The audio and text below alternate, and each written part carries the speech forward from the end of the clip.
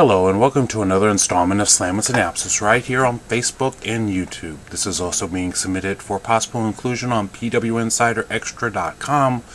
They definitely have a good site. Check them out while you're here, if you're viewing me there. So, without further ado, let's go. I want to apologize for the last two installments that I did with you. Typically if I'm still trying to figure out how to do it on my phone, because I do it through the iPhone 4 on America's fastest mobile broadband network, AT&T, plugged out the way. So as you may have seen, there's like black sides on each, so it's not like full picture. So I want to apologize if I'm trying to figure out how to get it so that it takes the whole screen as opposed to that little strip right there. But I do hope that when you watch them, you enjoy them nonetheless. So, and I'm really gonna have to stop using the word so many times when I do these things. So forgive me for that too. A couple of things that I'm going to be going into, and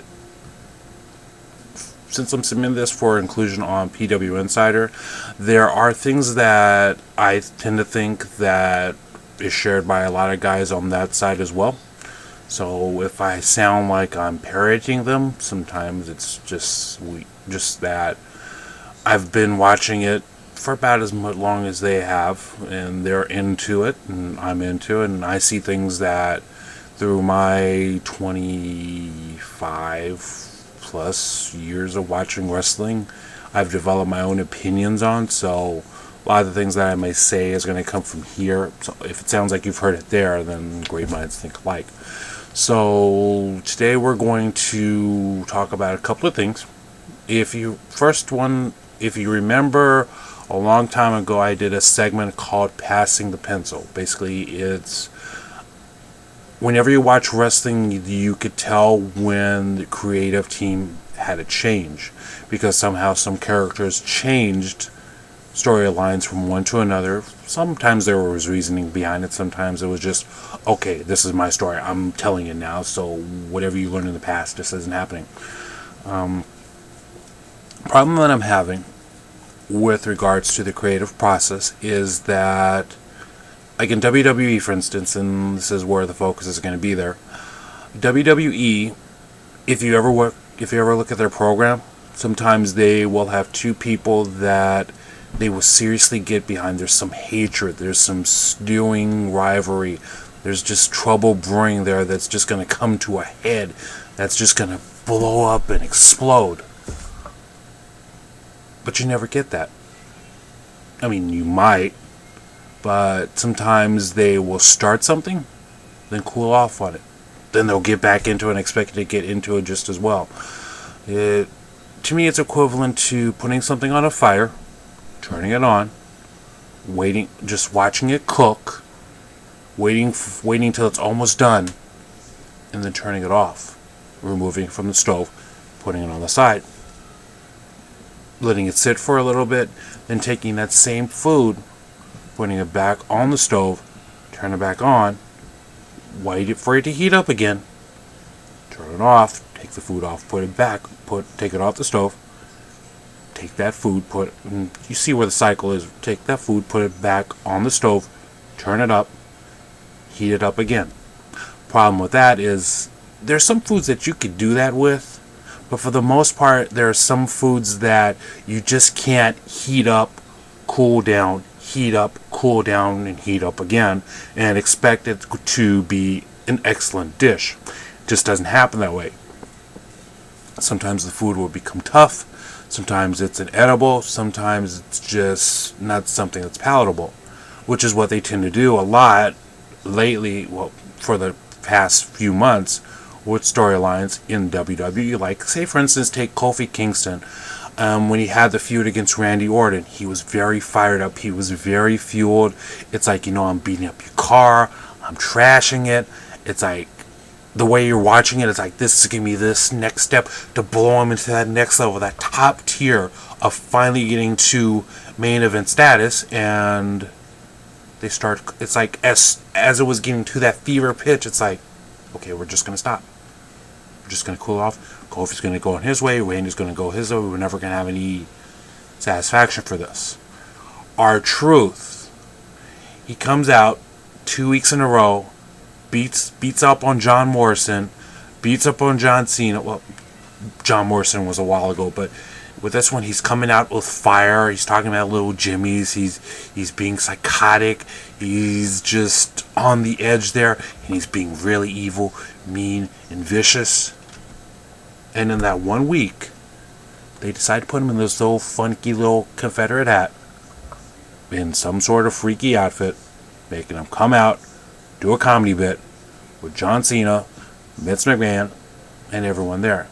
Now, if I'm a heel and I'm having that psychotic energy just brewing up inside, it doesn't make sense for you to put that same person in this comedy skit, which is what they tend to do sometimes. Is they will book them seriously, but for 1 week they kind of like derail them by making it all funny, ha ha. It's like, yeah, instead of, I'm going to beat you, I am going to kill you, I am coming at you full force, you will not stand in my way. No, they do 1 week, sometimes 2, where it's just this funny ha ha bit that just kills it. Anything that you've invested in it, in that just brief moment, kills it.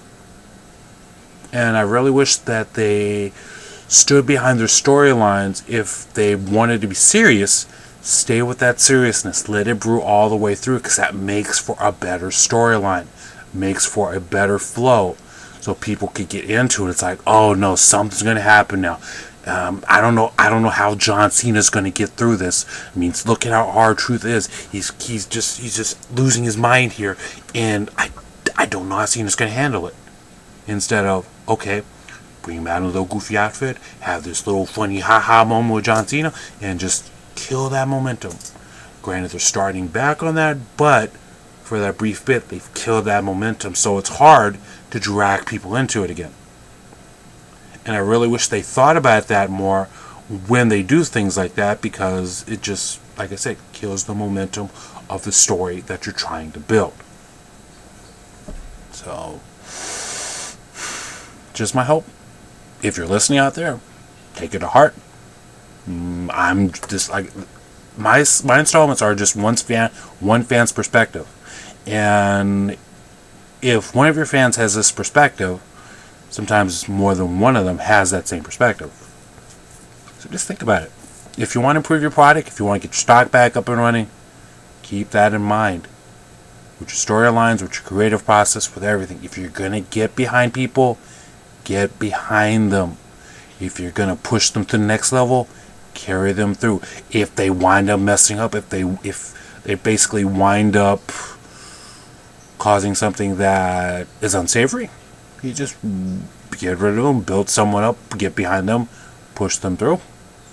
Because I think there's a lot of guys there that if they pushed them through and had support for them, that they brought them up to that next level, that federation could be very, very watchable, very, very enjoyable, instead of having moments like this 3-hour all-star night that only had, and there's a by-the-minute segment that's on PW Insider that goes into each show in terms of wrestling action as compared to everything else around the show. And for a 3-hour show, there wasn't much wrestling on it. They had an extra hour, but there wasn't much wrestling on it. There was all this funny ha-ha angle crap. So just keep that in mind, WWE, and work on it, and that's how things go. Second topic. And I did have another topic in mind. May save it for another week, but this is something that came to mind, something that's very true to the heart, and something that's been annoying me a lot when I see it. Went to a wrestling event some time ago, and as is the case at, like with some wrestling events, with baseball, with football, with basketball, with gatherings where they will, where to start it off with, they have the National Anthem. I mean, most places, it's most ceremonies, most events start off with that. It's like please rise. Typically, it's start off with the please rise as we sing the national anthem. Now, in my time frame, where I come from, national anthem plays. You stand up. You put your hand over your heart. You salute. You salute if you have to. You take your hat off to pay respect for the national anthem. But the event that I went to, and I've seen this on other things as well, is that most people don't take it as seriously as they did, or have some sort of harmony or even any respect for it. Because usually when you play the national anthem, everyone was quiet, everyone was silent, everyone paid attention to the flag. If you knew the words, you sang it. If you didn't know the words, you kind of faked it. If you didn't want to do both, you stood there in silence and paid respect to the country that you're in. But nowadays, I see people playing around, having these joking conversations with each other, having moments that show their lack of respect for the national anthem as it plays. Like I said, myself, if the national anthem plays, my attention is on the song and the flag. It's not this discussion I'm having over here. It's not, oh, I gotta get my beer, or I gotta get my concessions, or I have to have this stupid conversation or finish my little thing on my phone. And granted, I can't be on my phone quite a lot, but it's, you put your phone away, you put everything aside, and you pay respect to the flag. And it just annoys me that not many people had that respect anymore. Like I said, I would go to wrestling events, and like I said, some people had a clue. Some people knew what it was about. But then you had some people who thought it was a joke, thought it was something that wasn't to be taken seriously. You could see that carry over onto their kids, because myself as a youngster, if the national anthem played, and my father, God rest his soul, was a Navy man, so he knew what the importance of that would be. So that if the national anthem played, he'd be standing there respect. And if I was playing around, if I was kidding or whatever, if I was just not paying attention, he would put me on track. And I appreciated that in the long run, because it allowed me to have an understanding of where I'm at in this world, in this country called the United States of America. And it just bothers me that not many people have that same respect, to just give it just a little bit of time to maintain silence, to maintain dignity, to maintain integrity for the singing of our national anthem. Like I said, I've seen this at wrestling events, but I've also seen it at other things as well. Just think about it for a while. If you're watching this, ponder it for a moment. Is this something that you do? Or do you pay the respect that our country deserves, or are you one of these joking people? I'm hoping that if you're watching this, you are the type that takes it seriously. And I'd be very much appreciative of that. And I would thank you for that. And I would definitely respect you.